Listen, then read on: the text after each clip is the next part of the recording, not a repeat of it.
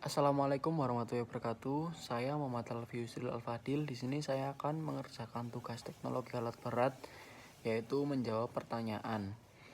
Untuk soal yang pertama yaitu jelaskan perbedaan antara pemeliharaan preventif dan pemeliharaan korektif pada alat berat serta berikan contoh spesifik dari masing-masing jenis pemeliharaan tersebut.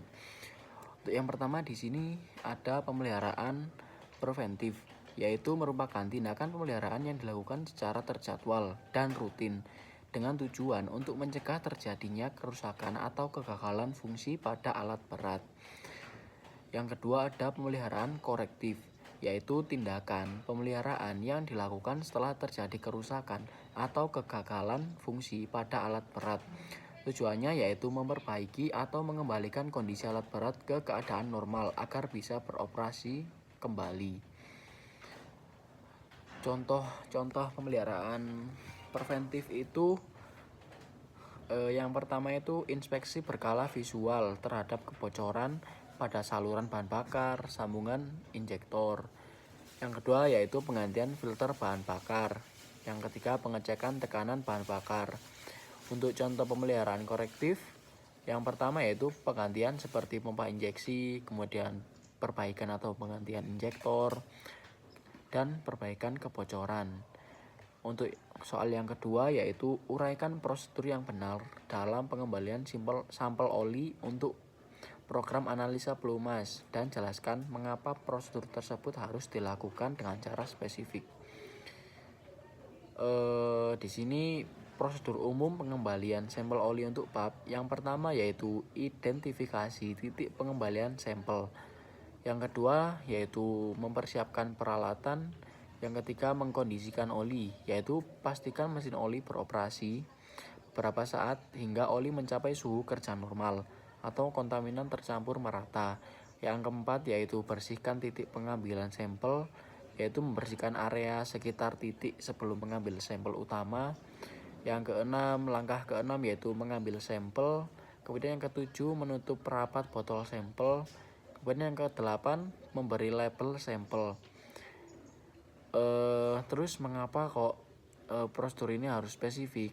Karena sangat-sangat vital. Di sini ada bagian-bagian untuk mendiagnosis kondisi komponen internal seperti kandungan logam aus, kontaminan, atau perubahan sifat fisiko kimia oli. Yang kedua juga bisa memantau kondisi oli. Kemudian yang ketiga ada mengoptimalkan interval penggantian oli. Yang terakhir ada mencegah kegagalan dini. Untuk soal yang ketiga yaitu menganalisis hubungan antara kandungan sulfur dalam bahan bakar dengan jadwal penggantian oli engine berdasarkan dokumen. Bagaimana kandungan sulfur yang berada mempengaruhi interval pemeliharaan dan apa dampak jangka panjangnya terhadap performa engine. Di sini hubungan kandungan sulfur dan jadwal penggantian oli ada mungkin bahan bakar diesel itu mengandung sulfur dalam berbagai tingkat tergantung pada kualitas dan regulasi lingkungan. Saat bakaran terjadi, sulfur itu bereaksi dengan oksigen dan uap air untuk membentuk asam sulfat dan asam sulfit. Asam-asam ini dapat mencemari oli engine, kemudian menurunkan total base number atau TBN oli. TBN oli itu apa ya? Kemampuan oli untuk menetralkan asam, kemudian bisa menyebabkan korosi, terus meningkatkan keausan. Untuk pengaruh sendiri, pengaruh kandungan sulfur terhadap interval bahan bakar itu dengan kandungan sulfur tinggi. Jadi memerlukan interval penggantian oli yang lebih pendek karena oli akan cepat terkontaminasi dan kehilangan kemampuan untuk menetralkan asam. Untuk dampak jangka panjang terhadap performa engine itu yang pertama yang pasti itu penurunan performa engine bisa akibat keausan komponen dan pembakaran yang tidak efisien. Kemudian peningkatan konsumsi bahan bakar atau bahan bakar lebih boros. Kemudian juga bisa terjadi kerusakan komponen engine. Jadi jika sudah rusak itu memerlukan perbaikan besar atau penggantian engine secara keseluruhan. Kemudian yang terakhir ada peningkatan emisi gas buang. Karena kan pembakaran yang tidak sempurna itu dapat menyebabkan kerusakan komponen. Kemudian soal yang keempat, Bandingkan dan kontraskan prosedur pemeliharaan berkala pada 250 jam pertama atau initial service dengan pemeliharaan berkala normal pada 250 jam. Mengapa terdapat perbedaan dalam item pekerjaan yang dilakukan?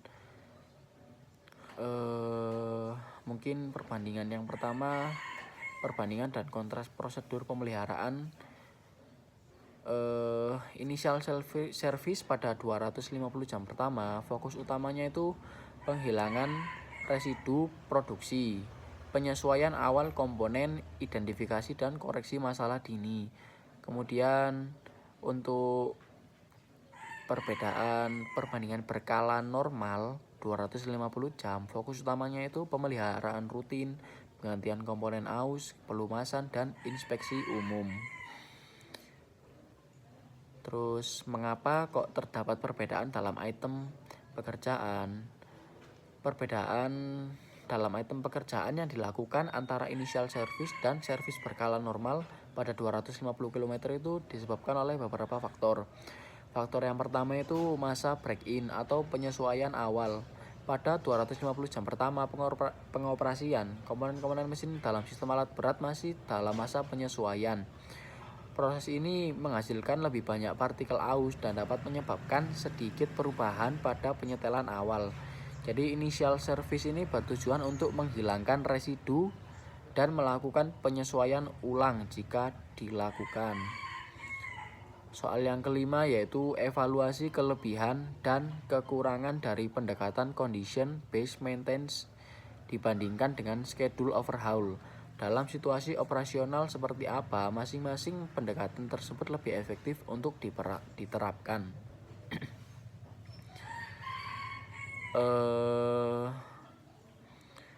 Mungkin saat CDM itu kelebihannya itu optimasi interval pemeliharaan. Jadi pemeliharaan dilakukan saat ketika ada indikasi penurunan kondisi atau potensi kegagalan, sehingga menghindari pemeliharaan yang tidak perlu berdasarkan jadwal waktu atau jam kerja yang tepat. Kemudian kelebihan yang kedua yaitu pengurangan biaya pemeliharaan. Yang selanjutnya peningkatan ketersediaan alat, kemudian perencanaan pemeliharaan yang lebih baik, dan yang terakhir dapat mendeteksi dini kerusakan. Kemudian kekurangannya mungkin investasi awal yang tinggi, jadi memerlukan investasi dalam peralatan pemantauan kondisi yang meliputi sensor, alat analisis, kemudian perangkat lunak, dan pelatihan personel. Yang selanjutnya kompleksitas implementasi, jadi membutuhkan sistem yang terintegrasi dan analisis data yang akurat. Kemudian kekurangan yang selanjutnya memerlukan keahlian khusus, jadi memerlukan personel terlatih dalam pengumpulan dan interpretasi dan analisis data kondisi. Kemudian kelebihan dari schedule overhaul yang pertama yaitu pemeliharaan yang terstruktur, jadi jadwal pemeliharaan yang jelas dan mudah direncanakan. Yang kedua, penggantian komponen terprediksi. Yang selanjutnya, pengurangan resiko kegagalan akibat usia. Yang selanjutnya dan yang terakhir, implementasi lebih sederhana. Namun kekurangannya yang pertama, potensi pemeliharaan yang tidak perlu. Jadi mungkin komponen yang masih berfungsi baik bisa diganti hanya karena jadwal. Yang kedua, biaya pemeliharaan yang lebih tinggi dalam jangka panjang. Jadi pemeliharaan terjadwal itu mungkin lebih sering dan mahal dibandingkan CBM yang hanya melakukan pemeliharaan saat dibutuhkan. Kekurangan selanjutnya itu kurang fleksibel karena tidak mempertimbangkan kondisi aktual komponen dan beban kerja alat berat. Kemudian kekurangan terakhir, downtime terjadwal. Meskipun terencana, downtime untuk overhaul tetap mengganggu operasional. Soal yang keenam yaitu seorang operator melapor bahwa engine alat berat mengalami overheat saat beroperasi. Berdasarkan dokumen yang disediakan, analisis langkah-langkah yang seharusnya diambil dan berikan argumen Mengapa prosedur tersebut penting untuk mencegah kerusakan lebih lanjut? Untuk langkah-langkah umum penanganan overheat, langkah pertama yang harus segera diambil yaitu menghentikan operasi dengan aman. Jadi operator itu harus segera menghentikan pengoperasian alat berat di tempat yang aman dan datar. Jadi memaksa engine yang overheat itu untuk bekerja dapat menyebabkan kerusakan yang lebih parah. Kemudian langkah-langkah selanjutnya saat overheat, membiarkan engine mendingin. Jadi jangan mencoba untuk membuka tutup radiator atau melakukan tindakan lain pada sistem pendingin saat engine masih panas. Jadi biarkan engine mendingin secara alami untuk menghindari resiko luka bakar akibat uap panas atau cairan pendingin yang menyembur. Kemudian selanjutnya memeriksa level cairan pendingin. Jadi setelah engine cukup dingin, periksa level cairan pendingin di radiator dan reservoir. Level yang rendah bisa menjadi penyebab overheat. Dan selanjutnya bisa memeriksa kebocoran sistem pendingin. Jadi kita bisa mencari tanda-tanda kebocoran pada radiator, kemudian di selang, sambungan, pompa air, dan komponen sistem pendingin lainnya. Kemudian kita juga bisa memeriksa kondisi fan bel, kondisi bel kipas pendingin. Jadi kita memastikan bel kipas pendingin dalam kondisi baik dan memiliki tegangan yang tepat. Bel yang longgar atau putus tidak akan memutar kipas dengan efektif, jadi mengurangi pendinginan. Baik, di sini kita melanjutkan soal yang ketujuh. Jadi pada dokumen disebutkan bahwa biaya yang dibutuhkan lebih murah sebagai salah satu keuntungan melakukan maintenance dengan baik. Kemudian berikan analisis kritis tentang bagaimana pemeliharaan preventif yang baik dapat menghemat biaya dalam jangka panjang dengan mempertimbangkan aspek ekonomi dan operasi alat berat. Jadi di sini pernyataan bahwa biaya yang dibutuhkan lebih murah sebagai keuntungan maintenance yang baik, terutama pemeliharaan preventif, adalah benar dan memiliki dasar yang kuat jika ditinjau dari aspek ekonomi dan operasional alat berat dalam jangka panjang. Berikut analisis kritisnya dalam aspek ekonomi. Yang pertama yaitu dapat mengurangi biaya perbaikan besar atau major repair cost, yaitu pemeliharaan yang rutin dan terjadwal mampu mendeteksi potensi masalah kecil sebelum berkembang menjadi kerusakan besar yang memerlukan perbaikan yang jauh lebih tinggi. Kemudian aspek yang kedua, analisis aspek yang ekonomi yang kedua yaitu memperpanjang umur pakai komponen dan alat berat. Jadi pemeliharaan yang baik termasuk pelumasan yang tepat, penggantian filter secara teratur, dan penyetelan yang tepat mengurangi keausan prematur dan memperpanjang umur pakai komponen vital dan keseluruhan alat berat. Yang selanjutnya mengurangi biaya suku cadang. Jadi dengan mendeteksi dan mengganti komponen kecil yang aus sebelum menyebabkan kerusakan pada komponen yang lebih mahal, biaya suku cadang secara keseluruhan dapat ditekan. Jadi pemeliharaan preventif memungkinkan penggantian komponen secara terencana. Kemudian yang selanjutnya mengurangi konsumsi bahan bakar. Jadi engine dan sistem hidrolik yang terpelihara dengan baik cenderung beroperasi lebih efisien. Jadi menghasilkan konsumsi bahan bakar yang lebih rendah. Dan yang terakhir meningkatkan nilai jual kembali. Jadi alat berat yang memiliki catatan pemeliharaan yang baik dan teratur akan memiliki nilai jual kembali yang lebih tinggi dibandingkan dengan alat yang pemeliharaannya buruk. Untuk aspek operasional, yang pertama mengurangi downtime yang tidak terencana. Jadi kerusakan yang tidak terduga dapat menyebabkan downtime yang signifikan, jadi mengganggu jadwal kerja dan menghilangkan potensi pendapatan. Yang kedua meningkatkan keandalan alat berat. Jadi alat berat yang dipelihara dengan baik akan lebih andal dan dapat diandalkan untuk menyelesaikan pekerjaan sesuai jadwal. Yang selanjutnya meningkatkan keselamatan kerja. Jadi inspeksi rutin dalam pemeliharaan preventif dapat mengidentifikasi potensi bahaya keselamatan, misalnya rem yang tidak berfungsi dengan baik, kemudian kebocoran hidrolik, dan memungkinkan tindakan korektif sebelum terjadi kecelakaan. Yang selanjutnya memudahkan perencanaan kerja. Jadi jadwal pemeliharaan preventif yang teratur memungkinkan perencanaan kerja yang baik, termasuk alokasi sumber daya yang meliputi operator, mekanik, dan suku cadang. Yang selanjutnya yaitu memperpanjang interval antara perbaikan besar. Dengan pemeliharaan preventif yang efektif, interval antara perbaikan besar atau overhaul dapat diperpanjang. Baik, di sini kita melanjutkan soal nomor 8. Rancang sebuah sistem pemantauan pemeliharaan alat berat yang mengintegrasikan program analisa pelumas atau PAP. Kemudian program pemeriksaan mesin PPM dan program pemeliharaan undercarriage P2U untuk mengoptimalkan kinerja alat berat. Jelaskan bagaimana sistem ini akan berfungsi dan manfaatnya bagi perusahaan.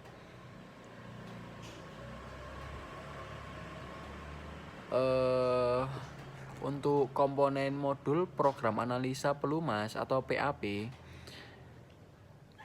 di sini yang pertama langkah-langkah yaitu pengambilan sampel terjadwal. Kemudian yang kedua pelacakan riwayat sampel. Yang ketiga integrasi data laboratorium. Yang selanjutnya alarm dan notifikasi otomatis dan analisis tren prediksi. Kemudian untuk modul program pemeriksaan mesin atau PPM, langkah-langkah pertama yaitu checklist inspeksi digital.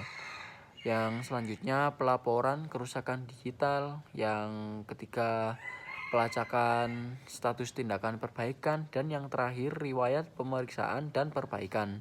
Jadi semua catatan pemeliharaan dan tindakan perbaikan disimpan dalam sistem untuk referensi di masa mendatang. Kemudian untuk modul program pemeliharaan undercarriage atau P2U, yang pertama langkah-langkahnya yaitu jadwal inspeksi undercarriage, yaitu berdasarkan jam kerja atau kondisi operasional. Kemudian yang kedua pengukuran keausan. Jadi mekanik menggunakan alat ukur standar untuk mencatat tingkat keausan komponen undercarriage. Yang ketiga pelacakan riwayat keausan. Jadi data keausan disimpan dalam sistem untuk memantau tingkat degradasi dan memprediksi waktu penggantian. Jadi cara sistem berfungsi yang pertama yaitu pasti pengumpulan data. Jadi kondisi alat berat didata dan dikumpulkan secara rutin melalui PAP atau analisis oli. PPM dalam inspeksi operator dan mekanik, dan P2U inspeksi dalam pengukuran undercarriage. Yang kedua cara sistem berfungsi yaitu penyimpanan terpusat. Jadi semua data disimpan dalam satu sistem terpusat yang mudah diakses oleh personel yang berwenang. Yang ketiga ada analisis data. Jadi sistem secara otomatis menganalisis data yang masuk, kemudian mencari anomali, tren, dan potensi masalah berdasarkan batas yang ditentukan. Jadi manfaat bagi perusahaan yang pertama yaitu bisa meningkatkan ketersediaan alat berat, yaitu mengurangi downtime yang tidak terduga dan memaksimalkan waktu operasional alat berat.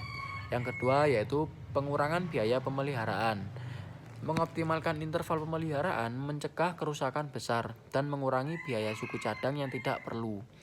Yang ketiga ada perpanjangan umur pakai alat berat dan komponen. Jadi pemeliharaan yang proaktif dan tepat dapat memperlambat keausan dan memperpanjang masa pakai aset. Kemudian kita melanjutkan soal yang ke-9. Jadi berdasarkan dokumen yang disediakan, kembangkan sebuah checklist digital interaktif untuk pemeliharaan harian atau daily inspection alat berat yang dapat digunakan oleh operator dengan minimal pengalaman. Jadi sertakan fitur-fitur yang memudahkan operator untuk melakukan inspeksi dengan benar dan melaporkan masalah potensial secara efektif.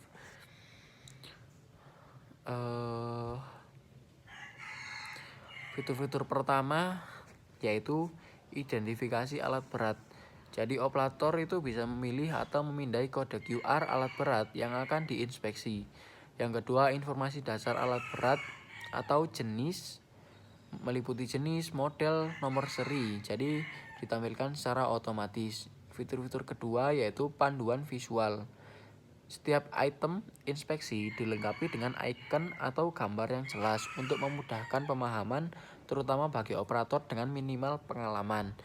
Kemudian tips singkat atau instruksi tambahan dapat ditampilkan saat operator memilih item inspeksi. Kemudian fitur-fitur ketiga yaitu item inspeksi interaktif.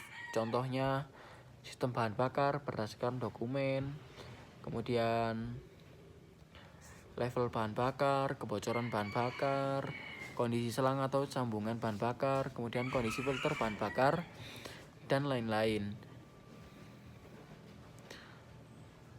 Kemudian fitur keempat yaitu opsi pelaporan masalah.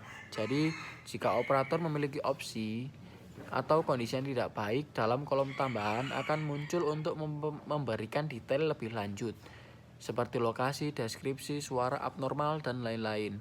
Jadi fitur untuk mengambil dan melampirkan foto atau video masalah.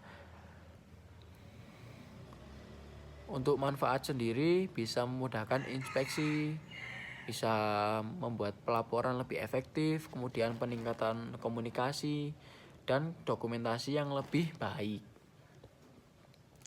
Kita lanjut ke soal yang nomor 10. Dengan mempertimbangkan perkembangan teknologi terkini, usulkan modifikasi atau penyempurnaan pada prosedur pemeliharaan alat berat yang ada untuk meningkatkan efisiensi, keamanan, dan keberlanjutan lingkungan.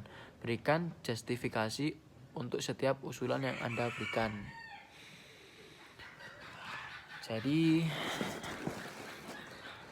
berikut ini beberapa usulan modifikasi atau penyempurnaan prosedur pemeliharaan alat berat dengan mempertimbangkan perkembangan teknologi terkini. Yang pertama yaitu usulan implementasi sensor IoT atau Internet of Things untuk pemantauan kondisi real time.